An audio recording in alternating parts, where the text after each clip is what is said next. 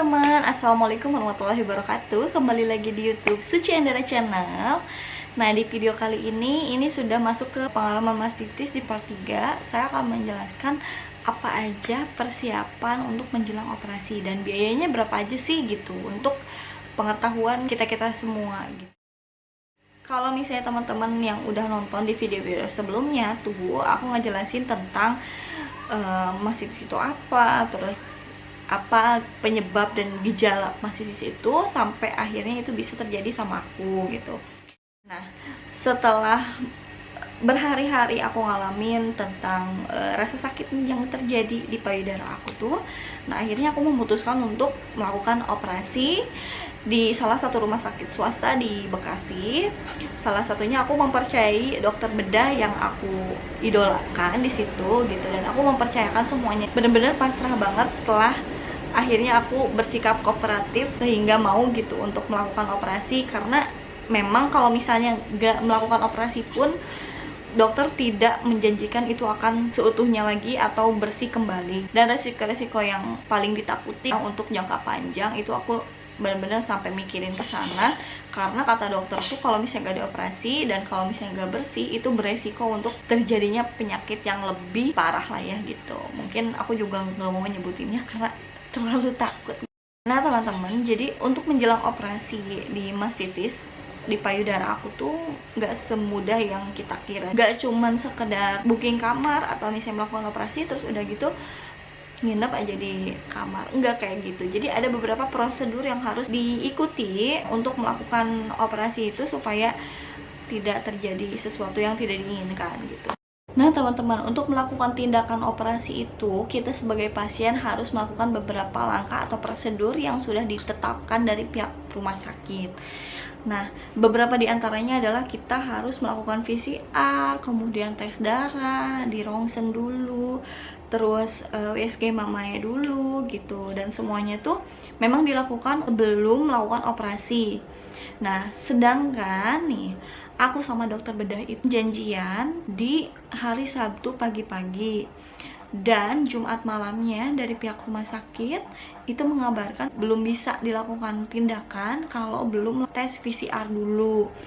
Nah ternyata dari pihak rumah sakit sama dokter tuh ada miskomunikasi nih, nggak saling mengabari gitu kalau misalnya Sabtu pagi-pagi itu memang tidak diizinkan untuk melakukan operasi. Akhirnya pas hari Sabtu pagi-pagi, mau tidak mau saya operasi, tapi tetap saya harus ke rumah sakit untuk melakukan PCR. Sedangkan PCR itu hasilnya keluar setelah 2 hari melakukan tes. Sedangkan kondisi aku tuh waktu itu bener-bener udah nggak bisa dikondisikan lagi gitu. Semakin hari semakin memburuk, karena didiamkan 1 hari aja payudara aku tuh beda banget gitu, jauh banget bedanya. Maka dari itu si dokternya tuh bener-bener kayak ngebantu banget proses jalannya aku untuk menuju operasi. Jadi tahap ke tahap, step by step prosesnya itu semuanya dilalui berkat bantuan dari mereka. Tapi untuk prosesnya itu karena aku termasuk ke dalam pasien darurat, jadi semua proses tes itu tidak melalui antrian dulu gitu. Jadi dibantu oleh pihak rumah sakit untuk dipercepat karena sudah dijanjikan oleh dokter. Nah karena dokter itu merencanakan operasi jam 5 sore di hari Sabtu itu, maka pas pagi-pagi saya ke rumah sakit, saya melakukan serangkaian tes dan benar-benar nggak balik lagi ke rumah. Kita langsung ke kamar rawat, terus udah gitu disuruh ganti baju operasi kayak gitu. Habis itu dipasang infus segala macem. Nggak boleh makan ya, jadi kalau misalnya mau operasi itu benar-benar nggak boleh makan minimal 6 jam. Dan kebetulan banget pagi-pagi sebelum berangkat ke itu saya cuman makan roti doang. Alhamdulillah sih, mungkin emang udah jalannya juga. Nah jam 5 sore saya dibawalah ke ruang operasi. Nah pas di ruang operasi itu aku sama suami itu berpisah dan aku tetap masuk ke ruang operasi. Nah belum masuk ke tempat operasinya, masih di ruang rawat operasi. Dari situ aku dicek infusan sama perawat-perawat gitu, terus kayak diajak ngobrol segala macam supaya mungkin kitanya nggak tegang, kitanya rileks atau gimana. Nah, setelah kurang lebih 15 menit, antara 15 sampai 20 menit mungkin, di situ juga dokter-dokter atau perawat-perawat sedang mempersiapkan segala macam peralatan tentang obat atau misalnya kesiapan dokter-dokter, karena dokter juga nggak cuma satu guys, ternyata ada dokter anestesi juga yang khusus buat ngebius gitu, karena kan kebetulan waktu saya operasi itu bius total. Nah, akhirnya masuk ke ruang operasi karena memang udah saatnya banget saya untuk operasi. Seumur-umur saya belum pernah kayak dibius secara total. Memang sempat kepikiran banget kayak gimana ya rasanya dibius total gitu, apakah kita ngerasa ngantuk atau misalnya gimana kalau dibius tapi masih tetap sadar gitu. Tahu-tahu semuanya udah ngumpul, diajak ngobrol, nggak tahu gimana udah aja kayak pandangan tuh dari mulai selebar kayak gini, tak tak tak tak tak, tak tidur aja. Dan itu tuh gak ngerasa kayak ada mimpi atau gimana, tuh nggak ada sama sekali, nggak ada. Sadar badan tuh bener-bener lemes. Akhirnya aku dibawa ke ruang rawat operasi karena operasi sudah selesai. Di situ barulah kerasa bener-bener sakit banget. Tahu kan sakit mastitis yang kayak kemarin tuh dibejek-bejek lagi gitu, sakit banget. Akhirnya ya udah aku tarik nafas, zikir segala macem, aku ngantuk, ketiduran. Dan itu tuh kalau nggak salah dari jam 5 sampai jam 7 tuh aku dirawat di ruang operasi. Di situ mungkin memang untuk pemulihan operasinya sendiri sekitar 2 jaman, sampai jam 9 malam aku dirawat di situ. Dan akhirnya dibawa keluar ruang operasi, bener-bener keluar dari ruangan, dan ketemu suami itu di jam 9 malam. Pasca operasi itu benar-benar sakit, tapi setelah tadi rasa sakit itu kemudian dirawat di ruang operasi, akhirnya keluar dari ruang itu benar-benar gak sakit lagi guys, benar-benar kayak udah kayak biasa aja. Makanya aku tuh semakin percaya diri, alhamdulillah sekarang udah beres nih operasi, akhirnya aku udah sembuh gitu, udah benar-benar mau sembuh. Aku dibawa ke ruang rawat inap, akhirnya aku di situ istirahat sampai besoknya. Aku tiap berapa jam sekali dicek sama suster gitu, maksudnya kayak ngecek infusan benar atau enggak, masih ada atau enggak, atau setiap 6 jam sekali dikasih makan gitu. Bener-bener kayak udahlah, kayak happy banget pas ke operasi itu, udah merasa sakitnya udah menghilang.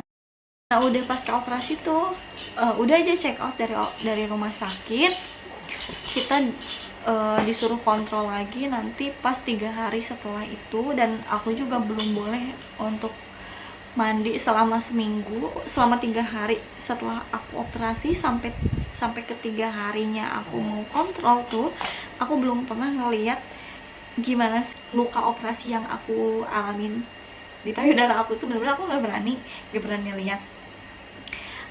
Cuman kayak orang-orang kayak suster sama dokter pas ngecek tuh, oh ini udah bagus banget sih, perkembangannya udah bagus banget, obatnya juga emang selalu aku minum gitu. Nah, setelah itu ini udah bagus, gak kontrol juga nggak apa-apa, ini tinggal pemulihan aja di rumah gitu. Jadi aku nggak usah ke rumah sakit lagi, jadi ganti perban segala macam tuh bisa sendiri gitu. Ya udah kan, oh ya udah dok, kalau kayak gitu kan aku dengan percaya diri balik ke rumah, aku udah sembuh, tinggal ya udah perawatan diri sendiri di rumah aja gitu. Sudah di rumah tuh akhirnya kan aku ganti perban tuh, mau pas diganti kok lukanya bolong dong. Jadi kayak payudara aku di pinggir aerola itu tuh sebelah kanan ada sayatan pisau apa sepanjang 1 cm. Dan itu aku kaget banget, loh kok jahitannya kok bisa ngebuka gitu, terus kayak cairan-cairan semuanya keluar. Nah, aku panik, sepanik-paniknya, tapi tetap dibawa santai sih, soalnya takut malah jadi pusing sendiri gitu. Akhirnya ya udah diobatin seperti biasa, kayak dikasih antibiotik segala macam, ditutupin perban lagi. Besoknya aku balik lagi ke rumah sakit dan ditanya ke dokter, dok kenapa kok lukanya jadi ngebuka gitu. Ternyata kata dokternya tuh memang kayak gitu. Jadi dokter tuh memang gak ngejahit luka aku gitu, jadi sengaja itu tuh dibukain supaya ada jalan keluar dari ASI atau apa sisa-sisa nanah gitu. Jadi tetap harus dikeluarkan, tetap harus di breast care gitu sama diri sendiri. Nanti itu tuh sebenarnya jalan keluar supaya apa ya, supaya nggak melalui puting, karena puting itu kan masih belum keluar. Akhirnya ya udah kita tenang lagi, dan itu tuh selama berhari-hari aku melakukan perawatan di rumah. Dan itu tuh pemulihannya cepet banget sih menurut aku. Si lukanya tuh 2 minggu udah bener-bener kering, dan nutupnya tuh, si sayatannya tuh bisa nutup selama kurang lebih 1 bulan pasca operasi. Nah, setelah pasca operasi nih guys, aku mau sharing juga berapa sih biaya yang dikeluarkan untuk melakukan tindakan operasi mastitis. Nah, mungkin bagi teman-teman yang sedang mengalami atau saudara-saudaranya ada yang mengalami atau mau melakukan tindakan operasi mastitis juga, jadi kalian harus persiapan nih. Jadi ada beberapa serangkaian biaya nih guys. Jadi ini tuh ada kwitansi, bukan kwitansi sih, tapi sejenis kayak rekening pasien gitu, beberapa biaya-biaya yang kita harus tanggung gitu. Jadi ternyata operasi itu nggak cuma bayar operasinya terus kayak tinggal bayar kamar aja udah gitu. Ternyata ruang perawatan, kemudian nah untuk operasinya juga semuanya kita bayar, kayak kawar operasi, dokter operasinya juga kita bayar, dokter anestesinya juga kita bayar juga gitu. Terus kita juga bayar obat anestesi, terus alat-alat operasi itu kita semua yang tanggung. Jadi operasi itu nggak semuanya include, udah ada alat-alat yang udah ada obat anestesi dan segala macam itu. Jadi itu tuh udah terpisah-pisah dan kita tuh udah ada rincian. Jadi dokter bedah berapa, dokter anestesi berapa, obat-obatnya berapa, untuk bayar alat-alatnya berapa, bahkan baju operasi juga bayar, laboratorium, ronsen, obat-obatan, konsultasi bedah umum, anestesi, dan ada biaya administrasi lainnya. Saran saya untuk teman-teman yang mungkin sedang mengalami, kita harus ngurus dulu kayak asuransi gitu, karena kita semua tahu kalau biaya operasi dan biaya perawatan lainnya itu memang nggak murah. Total biaya operasi adalah 22.330.000. Karena kebetulan aku adalah pasien asuransi, jadi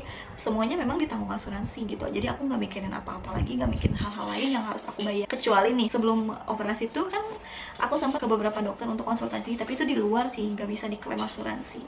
Untuk konsultasi mastitis itu nggak bisa diklaim asuransi kecuali operasi besar kalau di asuransi aku ya. Tapi nggak tahu kalau asuransi yang lain, karena asuransi itu kan banyak, ada yang swasta, ada yang BUMN gitu. Nah, aku kebetulan yang swastanya. Jadi itu adalah beberapa bayangan persiapan, terus proses operasi, sama rincian biayanya udah secara transparan aku kasih ke teman-teman semuanya. Mudah-mudahan di video kali ini benar-benar bermanfaat banget untuk kalian semua. Tapi ingat pesan dari aku untuk ibu hamil atau ibu muda yang baru melahirkan, itu benar-benar harus care banget sama menyusui. Jangan mentang-mentang udahlah aku takut ini takut itu jadinya langsung keduk. Gak kayak gitu juga.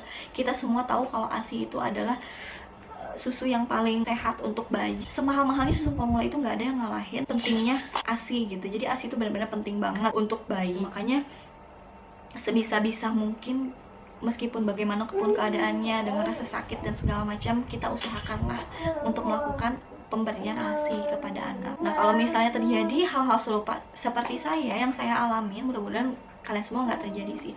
Tetap kalian harus tenang, harus banyak konsultasi ke tenaga-tenaga medis yang lain, karena menurut kata orang lain itu belum cukup gitu, karena mereka itu bukan ahli kesehatan. Jadi kata tetangga kayak gini, kata saudara kayak gini, itu mah wajar. Jadi yang aku alamin itu menyusui berdarah dan bernanah dan lecet itu benar-benar nggak wajar. Jadi menyusui yang normal itu adalah pelekatan yang bagus. Jadi ibaratnya ini puting, jadi mulut bayi itu masuk semua, jangan sampai setengah-setengah, karena itu bisa membahayakan dari ibunya, kemudian bayinya juga. Jadi tetap waspada, tetap hati-hati. Kalau bisa dari masa hamil itu kita harus mulai breast care sendiri, lebih cari-cari tahu tentang bagaimana cara menyusui yang benar, cara pelekatan yang benar gitu, terus bagaimana cara mengembalikan mood ASI yang bagus, makanan apa aja yang direkomendasiin untuk memproduksi ASI yang banyak gitu. Dan itu tuh semuanya penting banget teman-teman, jangan dianggap sepele, karena setelah melahirkan tuh masih banyak sekali tantangan yang lebih sulit lagi gitu. Nah, itu aja pesan dari saya. Kemudian terima kasih sudah menonton, semoga bermanfaat untuk kita semua.